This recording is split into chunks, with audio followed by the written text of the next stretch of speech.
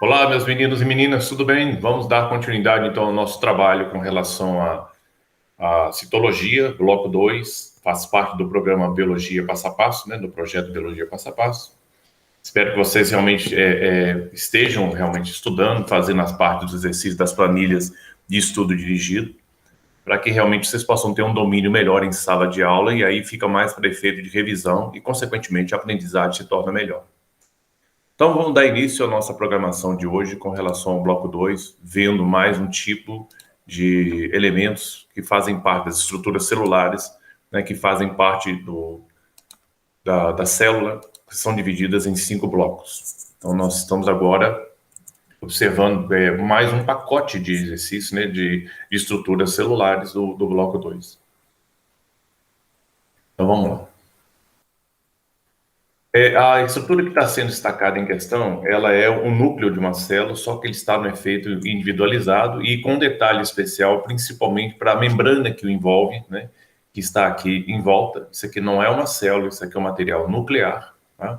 Isso foi extraído do citoplasma da célula e foi isolado o núcleo, né, visualmente para ver. Repare que ele é cheio de poros nas estruturas da membrana que o envolve, contendo um material genético aqui dentro, que é o DNA, né?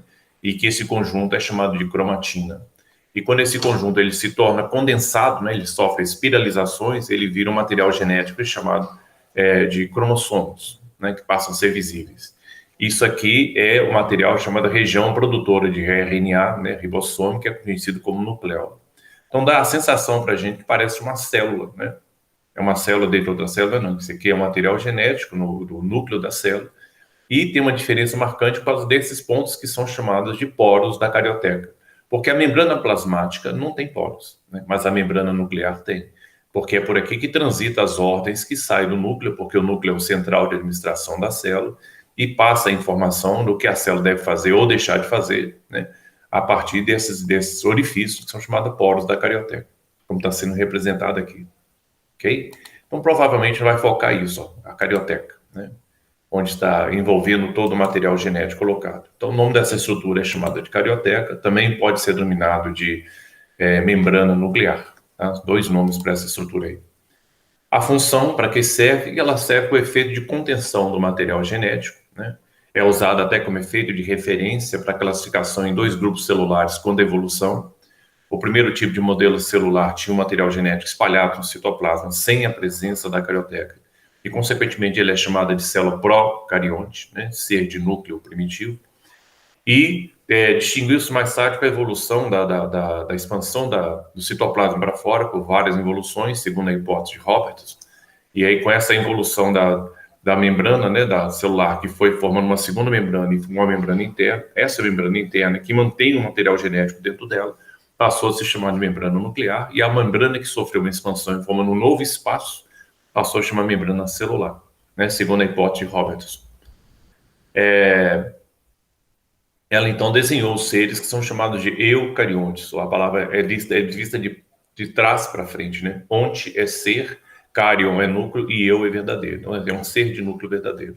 E compreende principalmente o grupo dos animais, vegetais, protistas e fungos e algas. Os representantes do grupo dos procariontes, que não tem carioteca, tá? Ela é chamada são um grupo do reino monero, que corresponde às partes das bactérias. Então, ela tem exatamente essa função importante, né, de contenção do material genético. Também uma coisa curiosa que existe entre eles, né, que nós vamos citar aí para frente de particularidades, é a presença de ribossomos aderidos a ela. A localização, então, você tem, na bacteriana ela está ausente, definindo a célula procarionte. Na célula vegetal e na célula animal ela está presente, definindo a célula eucarionte, né? A particularidade delas vem desse efeito dela apresentar poros na sua superfície, por onde trafegam, né, as informações genéticas do núcleo para o citoplasma, também não. Aqui essa imagem realmente ela diz tudo, porque essa bola foi tirada daqui, depois ela foi cortada no meio para mostrar a região do núcleo, né, que é chamada região que é responsável pela formação do RNA ribossômico ou simplesmente ribossomos. Então eles são criados aqui e migram para trabalhar no citoplasma, tá? Esse material também pode encontrar na carioteca aderido a ela pequenos ribossomos também que fazem parte da estrutura e também é uma organela que tem dupla membrana. Repara, ela tem dois espaços, então ela tem dupla membrana, assim como mitocôndria e cloroplasto. Já foi solicitado esse tipo de assunto nos vestibulares, tá? Eu acho que aí já fecha a informação que é importante em relação a essa estrutura. E agora tem um detalhe de novo, agora prestando atenção no material genético, que é com referência à parte do núcleo, né, propriamente dito. Então, dentro da formação do núcleo, você tem a massa de material genético dentro dele, que é chamada de cromatina, né? E essa cromatina, que é esse espaço arroxeado que está sendo indicado aqui, é onde tem o material genético, que ela é conhecida como a massa de cromossomos desespiralizados. Todos eles, quando estão na forma desespiralizados, então eles são funcionais, né? Eu tenho uma área que eu tenho pouca precipitação de corante, chamado de eucromatina, e eu tenho uma área com maior precipitação de corantes, formando uma espécie de uma teia de areia dentro dela, chamada de heterocromatina. A função, ela tem duas funções nobres. Primeiro, ela pode ter o controle da hereditariedade, né? Controle das informações genéticas do indivíduo e também controle das atividades metabólicas, né? A principal atividade em que ela se envolve na célula é principalmente síntese proteica, né? E a síntese proteica parte do material genético do DNA, que ele desenha o que você vai ser, né? Porque nós somos desenhos proteicos. A forma que você é derivada da informação que você recebe dessa célula, que desenha o nosso corpo, que é inteiramente blocos de proteínas, né? E que desenha o seu espaço aéreo, o jeitão que você é proteico, tá? Fruto desse mando celular, né? Que é comandado aí. Onde eu vou achar a formação de cromatina? Na bactéria, ela não chega a ter uma cromatina, porque não existe um conjunto de cromossomos, ela só tem um cromossoma só. Está espalhado no citoplasma, tá? Mas se a gente especificar cromossomas, tem presente. Cromatina não, porque cromatina envolve conjuntos de cromossomos. Tem a parte do vegetal que tem, né, maciçamente a presente cromatina e animal também. Ok? Dentro dessas particularidades, é como eu falei com vocês, ó, dentro dos efeitos dela, né? A quantidade de cromossomas varia de uma espécie para espécie, né? Você tem na espécie humana 46 cromossomos, na espécie por exemplo, de um tomate tem 22, na espécie, vamos dizer, de um cavalo tem 62 cromossomos, num camarão tem 112. Então isso é muito variado, né, de espécie para espécie, e isso define, né, um padrão genético no indivíduo. E é interessante saber que essa massa cromossômica ela não pode variar. Por exemplo, nós temos 46 cromossomos na espécie humana e não pode nem faltar e nem sobrar. Porque se sobrar ou faltar, você entra num quadro chamado de síndrome. Portanto, essa quantidade da espécie ela tem que ser muito respeitada, ela é padrão, tá? Então, aqui você tem um elemento também que é uma particularidade interessante, que ele, quando ele é funcional, essa massa cromossômica ela está espalhada, né, nesse espaço interno que é chamado nucleoplasma dentro dele. E aí você tem, então, no período quando a célula vai entrar em divisão celular, ele sofre uma espécie de uma condensação, uma espiralização, e forma um novo tipo de elemento que pode ser visto no microscópio por corantes especiais, né, que é chamada cromossomos. Até o nome fala. Cromos é cor, somos é corpos. Portanto, são corpos que se coram. E ele, por ser uma estrutura ácida, ele tem afinidade com corantes básicos, né? Podendo colorir de azul ou podendo colorir de vermelho, a depender da cor do corante que você utiliza. Então, vamos lá. A próxima estrutura indicada é essa bolinha aqui, ó, dentro dele, que é chamada de nucleolo, tá? Essa região não tem denominação, ela é derivada de um cromossomo chamado região organizador nucleolo, que é um cromossomo que tem uma bolinha nas extremidades, que é chamada satélite, isso é uma particularidade que existe.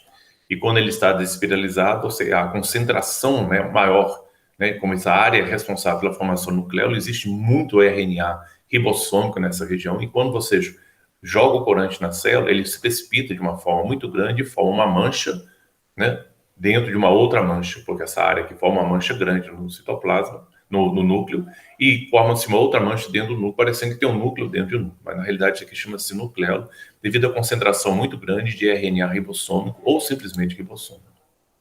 A função dela é, como falo, forma-se a estrutura responsável pela síntese de proteína, que é ribossoma. Toda vez que se fala em ribossoma, você pode lembrar automaticamente, tem síntese de proteína na jogada, tá? E o ribossoma nasce aqui, nasce no nucleolo, migram pela massa cromatina, sai pela carioteca e vai trabalhar no citoplasma, tá? Localização dele na bactéria está espalhada no citoplasma. A bactéria, desculpa, em relação à parte do núcleo, ele está ausente. Na célula vegetal e animal, eles estão presentes, né, dentro do material. Porque a estrutura ribossômica, né, ela é obrigatória em todas as células e nascem aqui. Mas como a bactéria não tem um núcleo organizado, né, ele é procarionte, então isso aqui não aparece em evidência na parte bacteriana. Mas ó, como o vegetal e animal tem um núcleo contido, né, armazenado dentro da carioteca, o nucleolo aparece em evidência, tá? Quando é tratado com corantes especiais, principalmente com corantes de natureza básica, já que eles são ácidos nucleicos na sua organização, então ele tem afinidade com corantes básicos, por isso que é chamado de basofilia, afinidade com substâncias básicas. Então essa é uma imagem microscópica real, né? Microscópio eletrônico, você visualiza aqui o citoplasma, né? E você tem aqui, pelo tamanho da formação colocada aqui, a parede celular, você tem um espaço citoplasmático aqui, você tem um grande núcleo na sua formação, e aqui você tem a mancha, como eu falei com vocês, que é o núcleo. É daqui que nascem os ribossomos, migram para a superfície e vai trabalhar cá fora, para se envolver na síntese de proteína. Ok? Essa é uma das estruturas mais solicitadas no vestibular. Depois da mitocôndria, né, que foi citada a vocês, essa é a segunda mais enfaticamente, né, explorada no vestibulares, que é chamada de cloroplasto. Tá? Isso também pode ser chamado de plastos verdes, e o conjunto desses plastos podem ser chamados de plastídeos. Tá? Mas o nome mais usado é cloroplasto. Repare que é uma organela de dupla membrana, né? Tem uma membrana externa, tem uma membrana interna, cheio de estruturas que vocês realmente têm que saber esses nomes, né, dominar. Ele tem um espaço interno que é chamado de estroma. Nesse espaço interno você tem uma moedinhas, né? Você repara que tem a parte da moedinha que é chamada tilacoide. É nesse tilacoide que ficam guardadas, ficam armazenadas as moléculas de clorofila. Tem pontes ligando esses tilacoides entre si, que são chamadas lamelas intergranais, porque essa pilha de moedas é chamada de grano, e como essas projeções do tilacoide ligando essas pilhas entre si, né, então elas são chamadas intergranais, referindo a pilha de grano. E é interessante, o grano é singular, todas as pilhas é chamada de grano, então se eu tiver muita moedinha, eu tenho muita grana, né, que é fácil você lembrar dessa formação. E o espaço também, que é externo, é chamado de estroma. Então, todas essas estruturas são importantes você lembrar. Ó. Você tem uma membrana externa e uma membrana interna, né? E que caracteriza uma outra organela, né, que já foi colocada isso no vestibular, de dupla membrana. Você tem mitocôndria, cloroplasto e carioteca. Tá? Depois aqui dentro você tem um espaço interno, né, que é chamado estroma, as moedinhas chamadas tilacoide, a pilha de moeda é chamada de grânum, e o conjunto de todos os grânulos chama-se grana.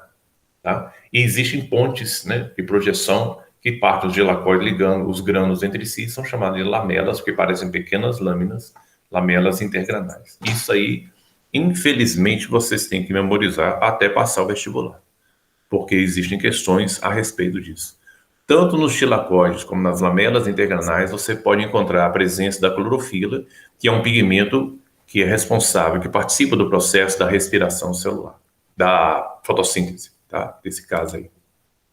Função, para que serve? Essa parte dessa estrutura celular aqui, ó, ela é responsável por das atividades metabólicas mais importantes no grupo dos seres vivos, que é a fotossíntese, que capacita esse indivíduo a produzir seu próprio alimento. Ou seja, essa estrutura, através da reação química chamada fotossíntese, que o nome está dizendo foto, luz, síntese e fabricação, né? Ela se envolve, então, com a capacidade da célula produzir seu próprio alimento chamado glicose. Toda célula é tarada por glicose, né? Porque é uma substância que é de fácil metabolização, ela oxida, e a oxidação dessa glicose libera energia que é armazenada nas moléculas de ATP, que é a gasolina da célula para fazer funcionar. Mas aí, para você sofrer uma oxidação da glicose, entra no outro mecanismo em que participa a mitocôndria, chamado de respiração celular. Aqui desmonta a glicose. Na respiração celular, desmonta-se a glicose para produzir ATP. Portanto, isso aqui, por essa habilidade de ela consegue construir, né, produzir seu próprio alimento, que é a glicose, ela recebe um título de ser autótrofo. A palavra auto é próprio, trofos, alimentos. Portanto, são seres vivos capazes de produzir seu próprio alimento. Entra nesse grupo determinados tipos de bactérias, né, que são fotossintetizantes, embora não tenha cloroplasto na sua organização, mas tem clorofila, né, na sua constituição, que é espalhada no citoplasma. Tem o grupo dos vegetais e tem um grupo das algas, que são capazes de realizar esse tipo de ação, né, de modo hereditário, né, nessa composição dela aí.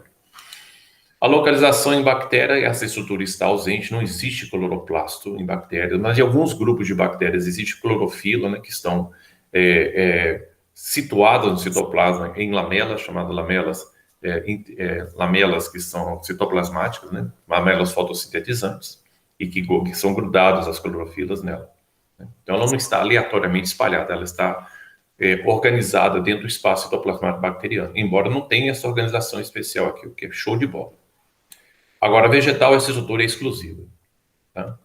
Isso aqui é uma das estrelas de destaque. Se perguntar assim, se você vê um tipo celular, né, qualquer tipo de celular que você enxerga, a pessoa não informa você o que tipo de ser vivo é aquele, né, não fala. Mas pela organização, você viu o cloroplasto, sabe, meu filho? Isso aqui é vegetal. Porque vegetal tem cloroplasto, os outros bichos não. Isso aqui está ausente em animal. Portanto, é uma estrutura estrela, porque ele se diferencia. Daí a importância dele no vestibular. Tá? A particularidade dele se envolve com isso. É uma célula, é um tipo de uma organela, né, uma estrutura celular que tem esse anel aqui, que isso aqui é DNA, ele tem um DNA próprio, assim como a mitocôndria. Tá? São duas organelas que têm DNA próprio, além do núcleo celular, né, é o cloroplasto e é a mitocôndria. Então, esse design aqui está muito bonito, porque mostra que visualmente bem legal a dupla membrana, membrana externa, membrana interna, vê as moedinhas chamadas de tilacoides, né? A pilha de moedas é chamada de grano, e todas as moedas aqui dentro é chamado de grana. Existem as projeções de tilacoide para tilacoide ligando uma pilha com a outra, que é chamada de lamelas intergranais, também com clorofila, por isso que estão todas elas esverdeadas. Tá? Não existe clorofila nesse espaço interno, que é chamado de estroma. E no estroma você visualiza reservas alimentares, né? Gotículas de lipídios, você pode também ver a presença de ribossomas próprios dele, né? Que eles produzem sua própria proteína, e também ter filamentos de DNA, né, que são colocados aqui dentro em forma de anel. E pode ter mais de um deles. Tá? Então, o que é interessante é que é uma estrutura independente, embora esteja associada à célula. Né? Por exemplo, se essa estrutura morrer dentro da célula, já era. Porque não tem como o núcleo desenhar um cloroplasto. É só um cloroplasto que monta um outro cloroplasto. Assim como só a mitocôndria que monta uma outra mitocôndria. Isso gerou uma ideia, né, proposta por Linus Margulis, com relação que essas estruturas vieram de fora e se associaram a uma célula em evolução, né, conhecido como hipótese endossimbiótica, né, porque é como se a célula englobasse indivíduos procariontes que existiam no passado, um com atividade de produzir glicose e outro com atividade de produzir ATP, eles foram assimilados pela célula e essa assimilação aconteceu uma associação entre eles de troca de favores. A célula oferecia nutrientes, oferecia espaço, abrigo para elas, e ela oferecia o que fosse importante para a manutenção da vida da célula, que é a própria glicose e que é a própria combustível celular, que é o ATP, vindo da mitocôndria. Quem dessa célula em evolução assimilou esses dois indivíduos procariontes de fora, virou uma célula autotrófica. Quem só assimilou a estrutura celular, que virou a mitocôndria, virou uma célula heterotrófica, virou uma célula dependente. Então, essa é uma posição máxima que tem em relação a essa estrutura. E a reação química é importante chamar a atenção dela, né, porque também é muito explorada nos vestibulares, você tem que ter um domínio disso, em relação à capacidade de se realizar a montagem da glicose através da luz, e é conhecido o nome dessa reação química como fotossíntese, como está representado aqui. E a fotossíntese, ela tem duas etapas. Ela tem uma etapa fotoquímica, que precisa da luz absorvida, e ela tem uma etapa química, tá? Em que monta-se basicamente a molécula de glicose. Então, nessa etapa da fotoquímica, repara aqui que você tem a luz absorvida, porque veio o nome foto, né, luz, síntese e fabricação. Fabricação disso aqui, o objetivo da fotossíntese é montagem da molécula de glicose. Aqui, então, você tem a luz absorvida, participam as moléculas de água, repara, ela pega a substância inorgânica, né, do solo, pega a substância inorgânica do ar, né, combinam-se essas duas substâncias em pontos distintos. A água, ela vai participar de uma reação em que ela quebra e cede hidrogênios e elétrons para a montagem da molécula de glicose. Então, quem cede hidrogênios e elétrons é a quebra da molécula de água nessa fase chamada fotólise da água, não estou dizendo fotolise, Foto é luz, lise e quebra da água, né, na fase fotoquímica. Aqui libera hidrogênios e libera, no caso, energia, né? Essa energia aqui permite a montagem de moléculas de ATP, que é passada, caminha para a fase química, né? Antigamente chamada fase escura, que é o chamado ciclo das pentoses, ou ciclo de Melvin-Calvin, que Calvin Benson, que foram os pesquisadores disso. E nessa passagem aqui, em que é nessa fase, né, a fase química, onde é incorporada a glicose, ele vai sofrendo transformações nesse efeito aqui, até permitir a montagem da molécula de glicose, que é o objetivo máximo. E repare que a origem do oxigênio na fotossíntese provém da quebra da molécula de água. Tá? Por isso que a fotólise da água aqui é interessante, porque ela permite a formação de moléculas de oxigênio. E depois, o CO2 aqui, ele entra na fase que é química e permite a liberação também de moléculas de água, né? E também a moléculas de glicose, que é o principal objetivo dessa reação. As moléculas de glicose, mais tarde, né, elas são polimerizadas, porque essa reação é muito rápida, né? A célula ela consegue montar uma molécula de glicose em 30 segundos, e são milhares e milhares desses tilacoides entrando em ação, portanto o volume é muito grande, então essa glicose depois ela é polimerizada e forma um açúcar de reserva, né, no vegetal chamado de amido. Mas também ela pode ser polimerizada de uma outra forma diferenciada e formar um açúcar fibroso, difícil de digestão, né, que mantém o corpo do vegetal, que dá sustentabilidade a ele, que é chamado de celulose. Então é engraçado saber que a forma de como você polimeriza a glicose, você forma dois tipos de polissacarídeos, né, que são açúcares. Um amido, que é de reserva, né, que é usado para efeitos de reserva energética, né, do vegetal. Toda vez que ela precisar desse açúcar para poder comer e continuar crescendo, ele vai usar, né? E a gente acaba usando esse amido também na nossa digestão. Mas também ele pode usar grande parte dessa glicose polimerizada de uma forma tão forte, tão vigorosa, que forma uma fibra, e é a clássica fibra de celulose que sustenta o corpo de um vegetal. Então é interessante saber que o que sustenta o corpo de uma árvore, o tronco de uma grande árvore, você vê, é puro açúcar, né? É celulose, que na realidade são várias moléculas de glicose agrupadas, né, polimerizadas, né, de uma forma muito firme, né, esse desenho. Então tá aí uma das ações mais interessantes, né, colocadas no vestibular para vocês. Ó. O ATP e o ADP não foram considerados, pois o que é produzido na fosforilação é consumido na produção da matéria orgânica. Então, isso é só uma atenção em relação ao que é chamado nesse efeito aqui, porque aqui você tem outro tipo de reação na produção de ATP que envolve a participação da clorofila, que chama-se fotossistema 1 e fotossistema 2. Então, aqui você está vendo rapidinho, né, numa pincelada para vocês, a constituição na organização de um processo bioenergético chamado fotossíntese. Eu quero enfatizar para vocês que esses processos bioenergéticos são 4. Tem dois processos bioenergéticos autotróficos, que permitem a esse indivíduo a produzir seu próprio alimento, que é a glicose, que chama-se fotossíntese e quimiossíntese. E tem 2 processos bioenergéticos heterotróficos, que permitem a montagem de ATP, né, pela oxidação da glicose, que é chamada de fermentação e respiração celular. Então está desenhado aí todos os 4 grandes processos bioenergéticos que permitem a manutenção da vida no planeta e também a parte da reposição dos gastos, né, que é a primeira preocupação que todo ser vivo tem, né, ao estar em atividade, falar assim, o que é que eu vou fazer para repor a energia que eu estou gastando? Né, porque assim, para se manter vivo, gasta uma energia danada. Então a natureza brinda, né, de forma diferenciada esses 4 processos bioenergéticos para esses seres vivos aí. Quem tem fotossíntese e quimiossíntese é autotrófico, quem tem fermentação e respiração celular é heterotrófico. Tá? Então, vamos agora com relação a essa estrutura também que é extremamente importante, que é referente ao retículo endoplasmático rugoso. Né? Essa malha que se forma citoplasma, toma quase todo o citoplasma, e tem aderência à sua superfície, a parte de ribossomos. Né?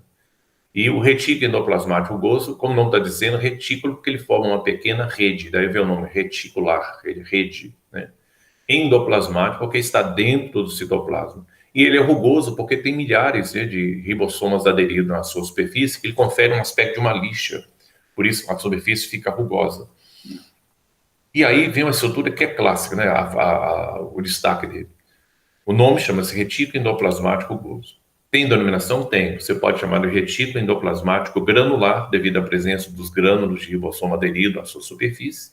Mas também pode ser chamado de ergastoplasma, que significa ergasto é trabalho, plasma referente ao citoplasma. Portanto, Se você somar a definição geral, ergassoplasma significa parte do citoplasma que mais trabalha, ou região do citoplasma que mais trabalha. Trabalha por quê? Porque ele se envolve com a atividade de síntese de proteína. Essa é a função básica dele. Onde tem ribossoma na jogada, tem síntese de proteína. Grande parte da produção de síntese de proteína daqui, né, em que ele recebe os aminoácidos são montados aqui e caem nessas cavidades aqui, ele solta vesículas bem pequenininhas que são caminhadas para o Golgi.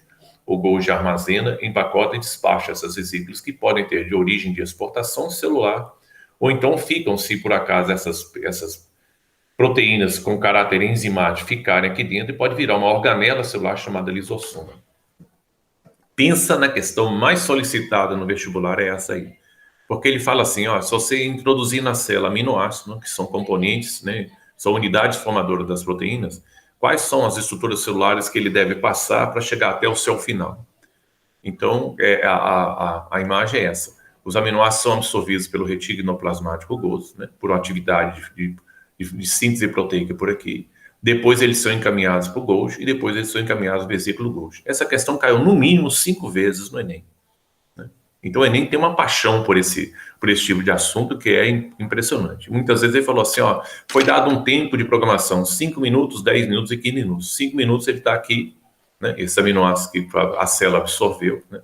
Repara aqui que ela tem microvelocidades, mostrando que é uma célula do intestino, por causa dessas dobras aqui, ó, microvelocidades. Ela absorve, destina esses aminoácidos para cá, e aí uns aminoácidos radioativos o pessoal conseguia tirar fotos, né, fotografando de tempos em tempos. 5 minutos eles achou esse aminoácido aqui dentro, no retículo endoplasmático rugoso. 10 minutos depois achou aqui no Golgi, 15 minutos depois achou aqui nas vesículas do Golgi. Então está desenhado todo o trajeto, né, desses aminoácidos aqui dentro. E para a montagem das proteínas. Por isso que é uma questão muito solicitada, né, no Enem. E tem várias formas de perguntar. Quem tem retículo endoplasmático rugoso? Bactéria não. Bactéria, a atividade de síntese proteica é feita no próprio citoplasma. Ela não tem retículo endoplasmático. Na realidade, a bactéria se caracteriza praticamente por ausência da maioria das estruturas, das organelas celulares na sua composição. Ela é bem simples. Tá? Vegetal e animal, e há uma estrutura presente. Tá? Eles têm a situação.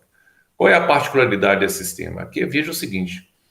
Quanto mais ativa a célula no sentido de produção, por exemplo, onde é que eu vou encontrar um retículo endoplasmático muito desenvolvido? Em células que são secretoras. Células glandulares, como ela tem muita atividade de produção de proteína, aquela coisa toda, né? Então pode ser enzimas digestivas, né? Se tratar de células que fazem parte do sistema digestório, o retículo endoplasmático dela é muito grande, tá? Bem desenvolvido. E, paralelamente, se ele tem um retículo endoplasmático muito grande, consequentemente, ele tem Golgi também muito grande para poder acompanhar a produção. Não adianta ele ter um retículo bem desenvolvido e Golgi em pequena quantidade, que ele não dá conta de empacotar tudo. Então, é um sistema proporcional. Células que são secretoras têm automaticamente um volume de retículo endoplasmático maior e o volume de presença de Golgi também em grande quantidade no seu espaço citoplasmático, revelando que é uma célula secretora. Essa é a particularidade legal desse assunto aí. Aqui você vê, ó, o desenho, por exemplo, de uma célula secretora, que você tem na células caliciformes, né? Ela pode estar presente principalmente nas vias respiratórias, em que você tem aqui o retículo endoplasmático, né, desenhado. Você tem nessa parte superior aqui o Golgi, né? Ele não está bem caracterizado, o retículo endoplasmático, mas seria essa estrutura, né, com os pontinhos aqui mostrando a presença de ribossomos. Você tem um Golgi desenvolvido e ele vai soltando as secreções. Isso aqui são vesículas do Golgi. E essas secreções vão saindo e formando um músculo, né, que ele é coleto e fica na superfície do respiratório a partir da laringe, traqueia, brônquios e bronquíolos, e faz uma espécie de uma cola para poder limpar o ar que você respira, porque ele é imundo. E não pode chegar nenhuma partícula no pulmão, senão você entope o pulmão, né, e não entope os alvéolos pulmonares. Então, essa estrutura realmente ela é um elemento estratégico e vai fazer parte, né, dessa composição do chamado bloco 3, né, que a gente finalizou aqui. Mas só para lembrar as estruturas, isso aqui, nessa composição dela, que você tem dobras da membrana, que são colocadas, deixa eu voltar para cá de novo, você tem as secreções que são colocadas em vesículas do Golgi, aqui você tem um Golgiosoma, você tem um núcleo celular, e aqui você tem a presença do retículo endoplasmático rugoso.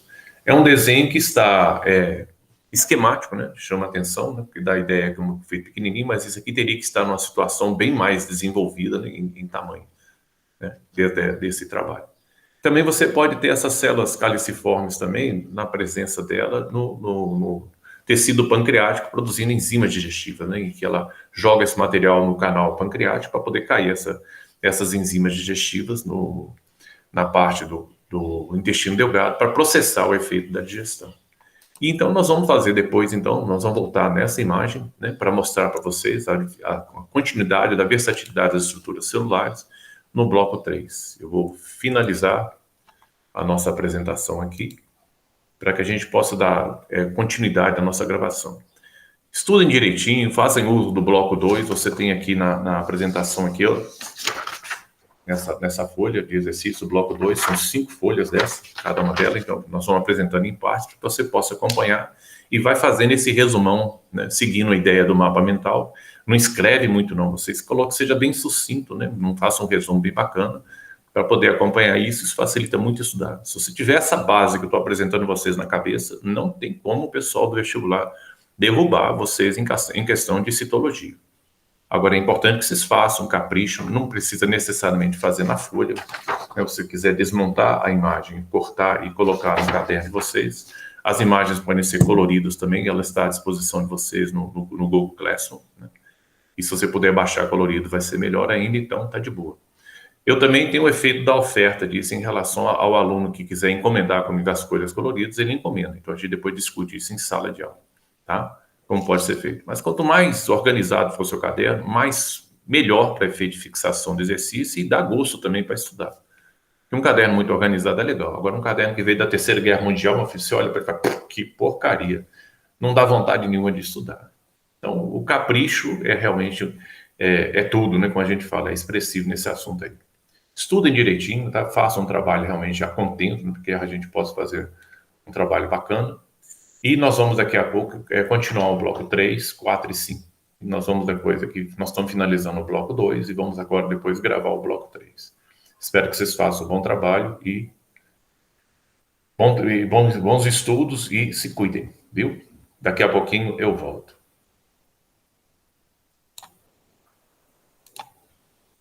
Entende?